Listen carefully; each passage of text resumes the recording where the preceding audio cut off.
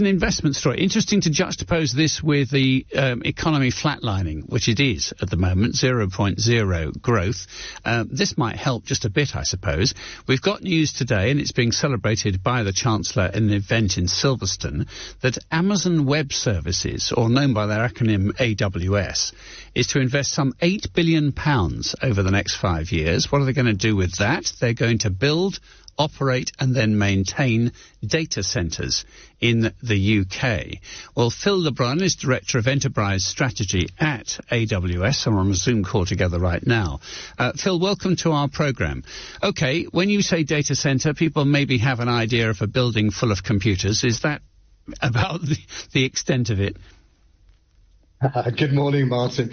Yeah, our data centers are a little bit more sophisticated than that. We build what we call regions, which have multiple data centers, which give you the sort of resilience and cost effectiveness, robustness and security that businesses and organizations are looking for today as they innovate on behalf of their customers. Okay. Are you telling us where you're going to do this at the moment?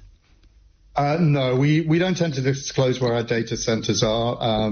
We're building in the UK because we want to be close to many of our customers who are innovating. But the interesting thing about the cloud is it enables everyone, regardless of where you are in the UK, whatever sort of business and organization you're working in, to access the same technology. So it was interesting you mentioned productivity. This investment is part of our long-term commitment to support growth and productivity across the country. And we estimate it's going to contribute about £14 billion to the UK's GDP through to 2028. I'm interested that, I suppose from a pure capacity problem, I can understand you need to have data centres around the world.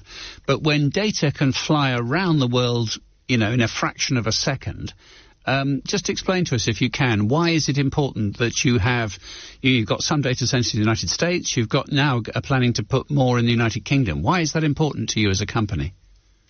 Well, we tend to build data centers where our customers like them to be situated, where there's demand, where there's innovation going on. There's different requirements about where people want to keep their data, and it gives you a degree of robustness as well. And I think the other effect of that is by building data centers in the UK, it's going to create the equivalent of more than 14,000 full-time equivalent jobs on an annual basis in UK businesses. So you're giving people an opportunity to benefit from this technology revolution. Can you fill that in a bit for us? Now, what sort of jobs and what time frame will they become available, or will you be advertising for them, Phil?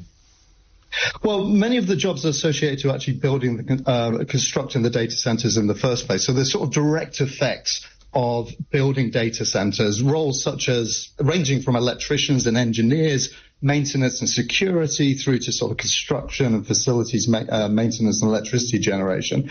There's the indirect effects. So that's jobs that reside in the supply chain, indirectly supporting those businesses. So that's skilled labor and services required to achieve this goal. And then there's obviously those induced effects, so the money that flows into the UK economy. And outside of that, this is also giving people an opportunity in every type of business and organization to acquire new skills and to grow new jobs. So what gets me particularly excited is this is an opportunity for every organization to have their people innovate on behalf of their customers. And that's the thing I think we need to pay a lot of attention to, is making sure that we address the skills that are required to operate in these incredibly exciting times. Well, we're going to have an interview actually later in the programme about skills and things like that. I mean, do you have a comment on whether or not today's youngsters, those who are leaving school, those who are going through university,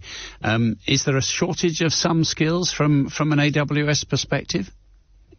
Absolutely. There was some research conducted by Gallup recently, and they found that 72% of the businesses they talked to in the UK had vacancies for workers with digital skills, but only 11% of UK workers actually had those skills. So I think it's critical we prepare the UK's workforce for the future. We're making a number of investments. We announced a while ago that we were investing in giving 29 million people worldwide skills in cloud computing by 2025. We actually surpassed that this year, achieving over 31 million. And there's a number of programs, and this isn't just about folks coming out of universities or schools. It's also about every part of the workforce. So we have a program, for instance, called AWS Restart, which invests in underemployed and unemployed individuals as well. So there's a huge opportunity across every demographic here. But back to your point about productivity, this skills element is really the critical enabler for every organization to be able to innovate. Just to wrap it up, maybe I'm guilty because I think I've got a handle on what cloud computing and how useful it can be. If we unpick this a little bit, time was, of course, you've got a business, you need some kind of server space, maybe you're running a website, maybe you've got some kind of process where you need a computer or 10 to run them. The trend then, and this is where you come in, is that people don't actually buy another Windows computer or another machine of any kind. You merely connect to the internet and you can do those sums, that arithmetic, that data handling remotely in the cloud, and that's where I guess your services come in. Do you see a time when most computing for businesses will be done in that way? People will move away from having a machine in a racks room downstairs? I'm not a great predictor of the future. 85%. Oh, come on. If you can't, Phil, who can? 85% of workloads that are still run on-premise. On premises, yes.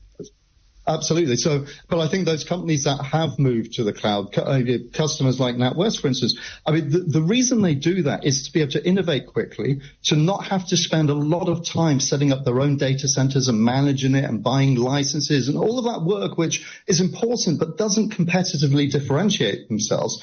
But what they want to do is they want to pay for the services they need when they need it. They want to be able to innovate cost effectively, and then they want to be able to scale great ideas rapidly into the hands of customers sustainably, cost-effectively, securely, and resiliently. So there is absolutely a trend where more organizations are understanding that this isn't just someone else's technology, but this really unleashes their ability to innovate and be competitive.